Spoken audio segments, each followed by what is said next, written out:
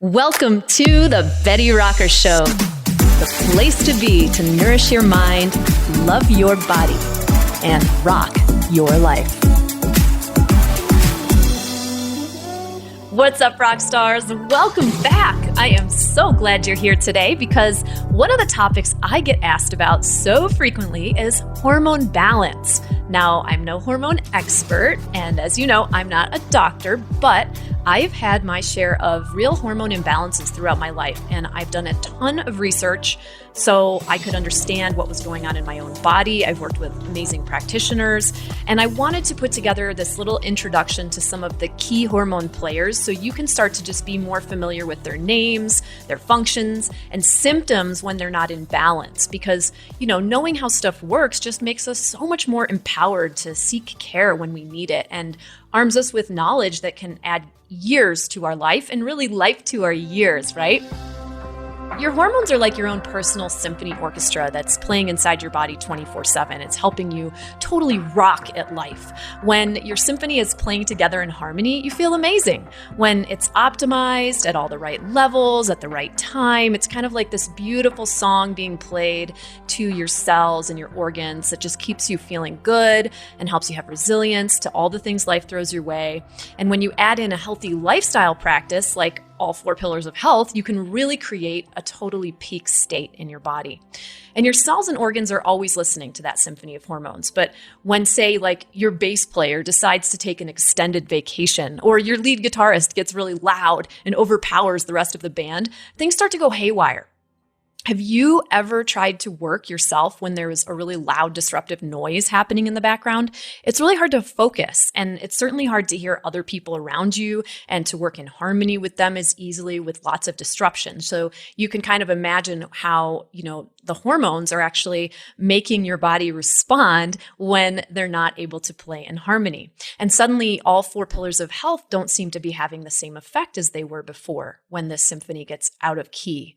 And if you don't know about the symphony orchestra inside your body that runs the whole show, it's easy to think you are the one doing something wrong, or that, your workout plan isn't working, or that you're eating wrong. And, chances are you're doing more things right than you realize if you have awareness of this stuff. If you're listening to this podcast, if you're following a lot of the things that I teach. And what you may need is just someone like a doctor who can take a look inside and help make some adjustments to help rebalance your levels and bring everything back into harmony. I do know that feeling, though, of just wondering why the heck my body isn't responding. Just to give you some background on my hormone history, when I was 14, I got on birth control. I was just a couple years past puberty, and I remember over the 14 years I was actually on the pill, there were so many times I felt totally out of control. I would have emotional highs and lows that would make me feel insane, almost like my emotions were heightened or just like really turned up.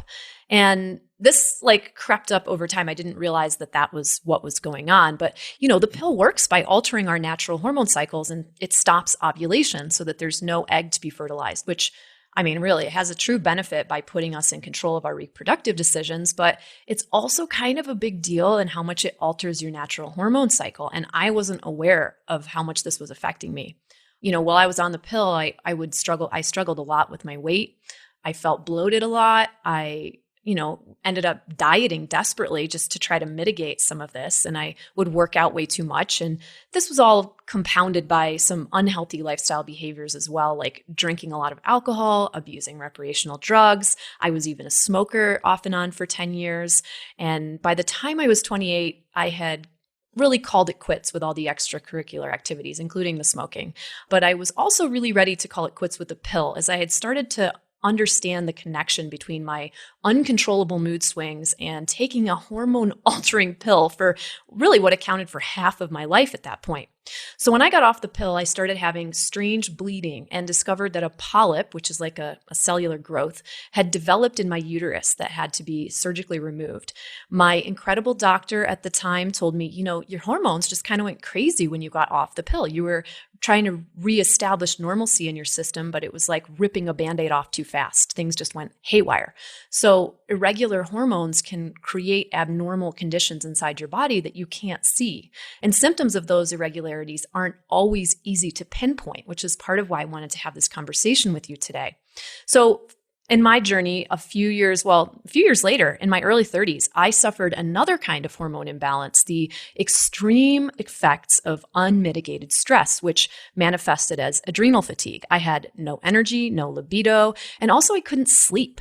I had grown up in a really volatile environment where my system was just constantly on the verge of fight or flight. And as I was so attuned to this sort of adrenaline-fueled existence, I sought out adrenaline sports, dangerous pastimes as a young adult to just kind of continue to feel alive, not realizing that this is what I was doing until years later when I was able to receive care and treatment for that.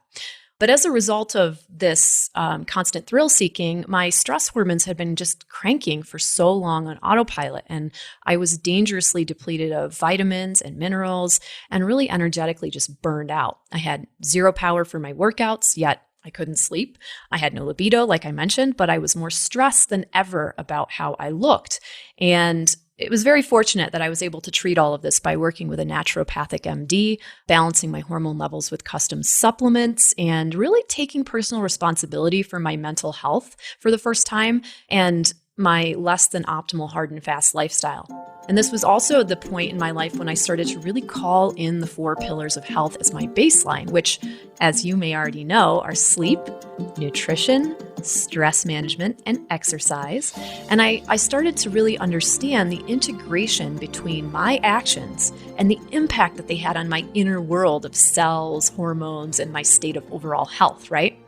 And you never know when you'll be so glad to be able to call on the reserves that these pillars of health will give you over time. Just like your muscle memory helps you come back strong after an injury, or just like a strong core will protect your spine, your baseline of healthy lifestyle habits can help you get back on track even if you go off the rails.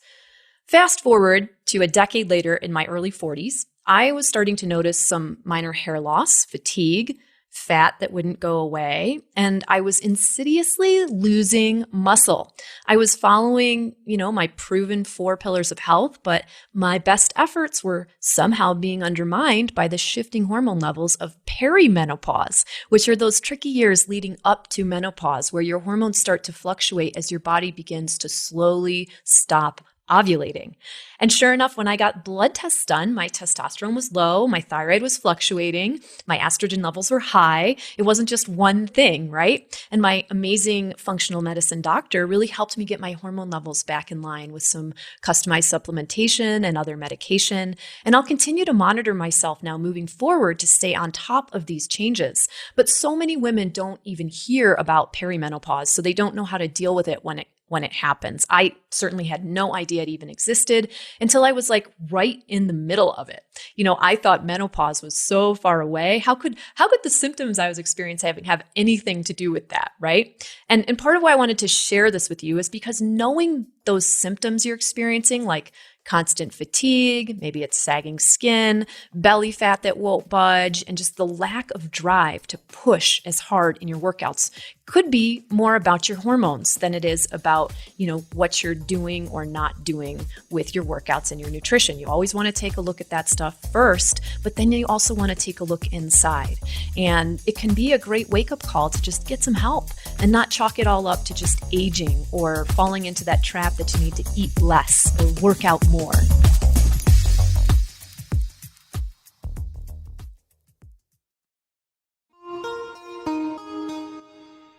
We talked about that symphony that the hormones are as a collective.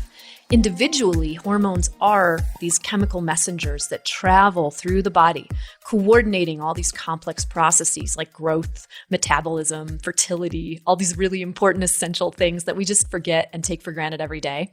And they get secreted directly into your blood by the glands that produce them. Glands, for example, like ovaries, testes in men, the thyroid, it's a very important gland, the adrenals, the pancreas, to name just a few. Those are some of what make up your endocrine system. And while all your cells are exposed to the hormones that circulate in your bloodstream, not all the cells react to all the hormones. Only a hormone's target cells, which are the cells that have receptors for that hormone, will respond to that hormone signal. So that's how the body sort of keeps everything running correctly. Everybody has a receptor for specific hormones.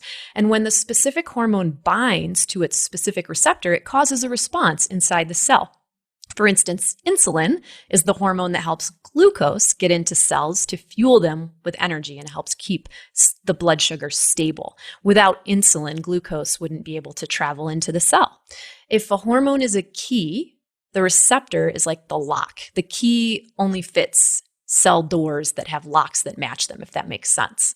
So I know you've heard of estrogen. It's actually made up of 3 hormones: estradiol, estrone, and estriol. And for simplicity, we'll just talk about estrogen as a group. But it's good to know this because they can actually show up differently throughout your life, and you may talk to your doctor about the differences between them at some point.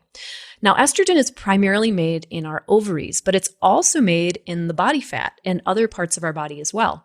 There are over 300 different body tissues that have estrogen receptors, meaning estrogen can affect a wide range of tissues and organs, including your brain, your bones, your skin, and your liver. It makes your cells grow. It works with its sister hormone, progesterone, to nourish and support the growth and regeneration of our female reproductive tissues like the breasts, ovaries, and uterus so that the body will create eggs.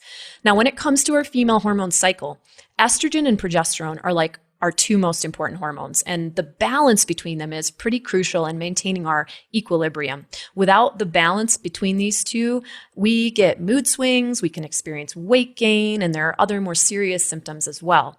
When estrogen is low, sometimes we crave carbs. Estrogen levels are naturally at their lowest just before our period. This is why cravings for chocolate are often associated with PMS. And hey, let me just say, nothing wrong with some dark chocolate. Great source of magnesium, really great for your brain. Make sure it's just low in sugar, right? So estrogen is one of the hormones responsible for serotonin production, which makes us feel good. But when we overly consume sweets or sugar, our blood sugar spikes, elevating insulin, which we talked about a minute ago, creating this roller coaster that triggers fat storage and crazy energy mood swings. During menopause and leading up to it, estrogen levels may fluctuate, becoming high or low, but it generally declines during and after menopause. And this low estrogen is what causes hot flashes and causes your body to reserve energy more, which means you won't have as high an energy output or burn as much fat. And during menopause, we're a lot more prone to store fat around our stomach.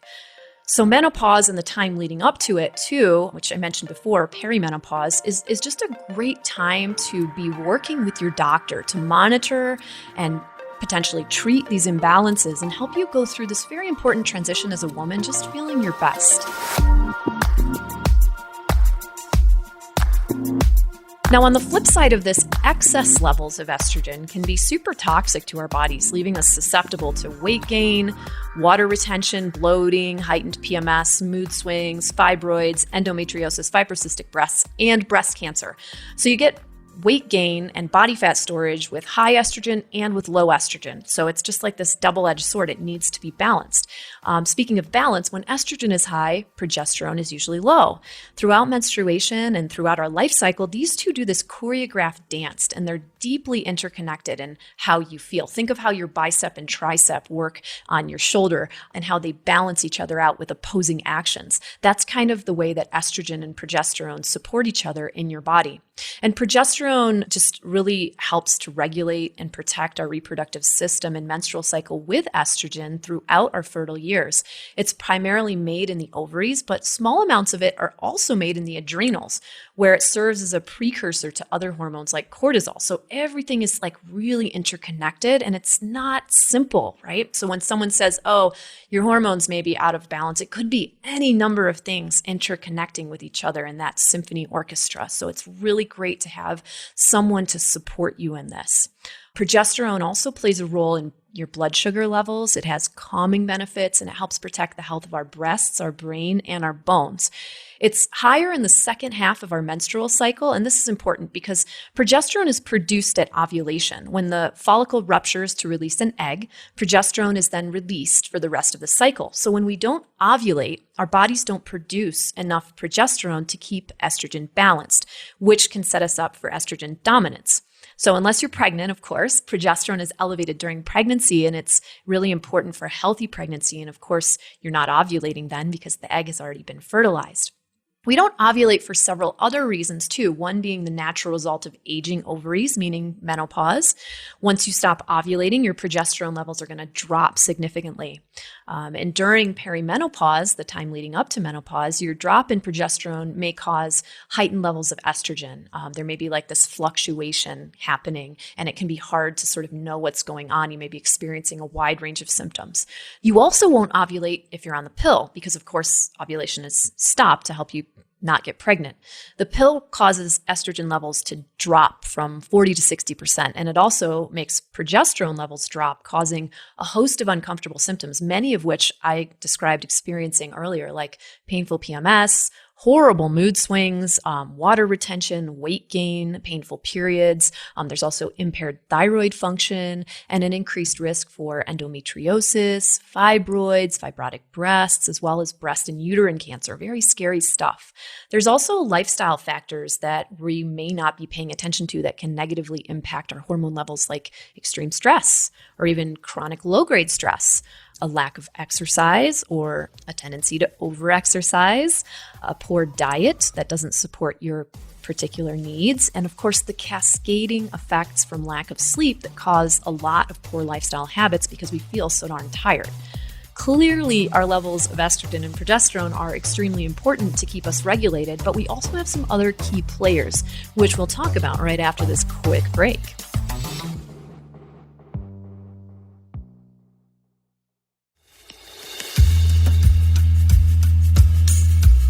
Now let's talk about testosterone, which is commonly associated with the development of male characteristics. It is also present in women, and it has many essential jobs that are just crucial for our health, including maintaining our libido and sexual function. It's super important for the growth and renewal of our bones and other body tissues, including muscle mass. So it helps us get more from our workouts when it's in balance. When mine was low, I could not put on muscle no matter how good my workouts were. And we women absolutely need certain levels of testosterone to function at our peak. So, one thing to watch out for actually is overconsumption of sugar, as it's been shown to negatively affect our testosterone levels. Alcohol consumption also can affect your testosterone levels. So when we have low testosterone, we may feel more passive, less inclined to exercise and move, which can lead to more fat storage, lower our self-esteem. We have less confidence. We can have increased varicose veins and cellulite. And too much estrogen can also be problematic. So sometimes this imbalance is caused by declining estrogen and progesterone production later in life. And because all three of these hormones, they impact each other greatly. They're all part of the symphony orchestra. And I mentioned that testosterone is made in our ovaries, but it's also made in our adrenal glands, where DHEA, a precursor hormone, is turned into testosterone. And I want to talk for a minute about DHEA because it's actually the most plentiful hormone in our bodies. We produce it like crazy when we're young, and it peaks between ages 23 to 30, and then it begins to drop off. Stress rapidly accelerates its decline because it taxes our reserves. I mentioned earlier that my hard and fast lifestyle just burned out my adrenals, and that was in large part attributed to my cortisol levels constantly spiking. Of course, my adrenal burnout taxed my testosterone production, which created compounding issues like unwanted body fat storage and lowered libido. So it's all connected. DHEA really helps support our mood, our sexual desires, our bone density, and a healthy body weight. It affects the brain, our immune system, our reproductive organs, our muscles, and our other body tissues, including playing a role in helping to maintain the collagen levels in your skin. So both testosterone and DHEA decrease in women at menopause, and of course, during perimenopause as well. And when those levels of testosterone and DHEA are low, you could experience depression, have a decrease in bone density and lean muscle mass. It could cause a drop in your metabolism and a spike in your body fat. Again, with the body fat, right? The biggest complaint I hear about, and it's just so impacted by the symphony orchestra of our hormones and how that symphony is really playing together, how optimal it is. Now, we talked a second ago about adrenaline, which is produced by your adrenal glands, is kind of like the conductor of the whole symphony of hormones. And the glands that produce adrenaline, the adrenal glands, they also produce cortisol, which we'll talk about in just a second. Now, the adrenal glands have a really high demand for B vitamins, and these are commonly depleted during stressful times as a result of just being overworked, right? So it can be super beneficial to provide B vitamins in supplemental form during periods of acute or chronic stress, just to facilitate replenishing your body and make sure it has an adequate supply to draw from. One of the reasons I made B vitamins a key component of Serenacalm, which is my stress-reducing supplement, was actually to help this process and help support the adrenals. A side note about B vitamins, they also can really help you in maintaining your healthy blood sugar levels. That irritability, emotionally charged state, or feeling of panic that some of us experience during stressful situations may actually be the result of unrecognized acute hypoglycemia, which is low blood sugar in some situations. Really interesting stuff. So adrenaline is like that high range of the RPMs on an engine. It pushes us forward. In a perfect scenario, we'd call on it when we need a push, and then we would return to our normal engine idling speed. But of course, life isn't perfect, and as stress levels rise and don't go down, we're often calling on our adrenals so we can be in a high energy state.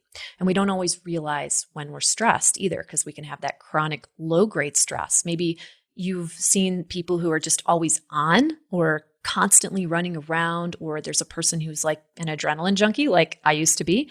Just taxing the adrenals over and over can just be super detrimental to your energy levels, and your body can't keep up. And at some point, it's heading for a crash. I mentioned before that cortisol is also made in the adrenal glands, and this is the hormone that really manages our stress coping 24 hours a day. But that's not all it does. It's also what's behind our dynamism. It has an impact on our mood control, our work capacity, our stress resistance, and the stimulation of our immune defenses, which is super important. It also has anti-pain action. It has this natural cycle in the body that's very much influenced by our circadian rhythm. It should be at the highest in the morning when we need that get up and go energy, and it should steadily decrease to its lowest point at night when we need to sleep. But again, the demands of our modern lifestyles and the way we're so constantly exposed to light, stimulation, and stressful events can just completely disrupt this natural rhythm, making it harder to fall asleep, harder to stay asleep, and we end up waking up feeling groggy and crappy. And it just can really interfere with our ability to focus and handle our daily life. So when a stressor is present, you quickly release cortisol, which causes blood sugar to rise to give you energy to deal with a stressful event. And when cortisol is elevated for a period of time, fat storage results, and you can even be more susceptible to developing insulin resistance, which we'll talk about more in our next episode about hormones. When your cortisol is elevated for too long, it can steal from progesterone reserves. So too much stress means too much cortisol, which can mean lowered levels of progesterone. Low levels of progesterone takes us back to what we talked about at the beginning with the opposing actions of estrogen and progesterone, setting you up for maybe estrogen dominance. Stress raises your blood pressure and uses up your energy reserves without benefit to you. This is why stressing the small stuff is just a waste of your precious reserves and really interferes with your body's ability to function optimally. And it's why stress management is such an important pillar in our 4 pillars of health. So when cortisol is imbalanced, we tend to feel that sort of tired but wired feeling at the same time. That's where you're really tired, but you just can't go to sleep. So we're also more prone to getting sick. And if we get sick, it takes longer to get better. And if you're a chronic overexerciser like I used to be, not being able to get deep restorative sleep on top of overtraining means you're setting yourself up to be way more injury prone in your workouts, and your immune system is compromised. So you won't see the same levels of results from your workouts or your healthy eating efforts. And this stuff can really just undermine all of your hard work. So it's really important to pay attention to and be mindful of your 4 pillars of health, right? And being mindful of your stress management pillar can really help mitigate some of those fluctuations of your cortisol. So really don't give up on your 4 pillars of health. I do hear a lot of women at different stages of life feeling super discouraged by their weight gain and their low energy and feeling like maybe all their efforts with exercise and nutrition are just a waste. And I want you to know they absolutely are not a waste. You may just need a little support to get your hormones back in line so all your good, healthy lifestyle practices can really pay off. Plus, it may be something other than your hormones too, and your doctor is really the best person to talk to if you're feeling off. If you're in the middle of just sorting all this stuff out, don't stop taking care of yourself. Your 4 pillars will provide you with a strong foundation that will make you way more acceptable to treatment, provide you with more resilience, and will help you come back stronger. Don't fall into that trap of eating less and working out more. This is not the answer when you're not seeing results. In fact, that can sometimes make things worse. Having the data from your blood work, your saliva tests, and other types of testing can really help pull back the curtain on what's going on and help you get the customized treatment you deserve so you can get yourself feeling your best again. And if you suspect you may be dealing with hormone imbalances, you should reach out to your doctor. Personally, I like to work with a functional medicine doctor, an integrative medicine practitioner, a naturopathic MD, women's hormone specialist when it comes to this kind of complex inner workings of the body. But you have a lot of options, and data is really the key. So you want to work with someone who knows your health history. That's always the best way to go. There are places you can get affordable lab testing done independently, like Your Lab Work. I like them. I've worked with them before. I've even got a link for them. It's yourlabwork.com/the Betty Rocker. So you can see some of the kits I've used and find helpful. But if you have a doctor to work with directly, that's always the best option. And I know that this has really just barely scratched the surface of some of the key players of our Symphony orchestra of hormones. And in part 2 of this episode, I'll be talking to you more about your thyroid, about insulin, about ghrelin and leptin, all key players in your metabolism, your blood sugar regulation, and energy levels that have a lot to do with fat storage too. So be sure to tune in for that. As always, Rockstar, I just want to thank you for taking the time to listen to this podcast. I hope you got a lot of good ideas today. I hope that you got some questions answered that you may have had, and that you follow up with me with any additional questions or thoughts about this on the show notes page for this episode, which you can always find over on thebettyrocker.com/podcast. And thank you so much for your incredible reviews on iTunes and on all of your podcast players. It's really meaningful to me, and it really does help other people find the podcast. So if you haven't had a chance to leave a review yet for the podcast, why don't you do that today? It would really make my day. And thank you so much for taking the time. Thank you so much for being someone who cares about their health and is looking for answers. I certainly don't have all the answers, as you know, but I am learning along with you. And I look forward to our next episode in this series, as well as some of the upcoming episodes with women's hormone experts who I will be interviewing and delving more deeply into these topics as we complete this really awesome hormone series to help support all of us as we go through life. As always, Rockstar, I'm Betty Rocker, and you are so awesome and amazing. I look forward to talking to you again in our next episode. Have a great rest of your day wherever this finds you. Bye for now.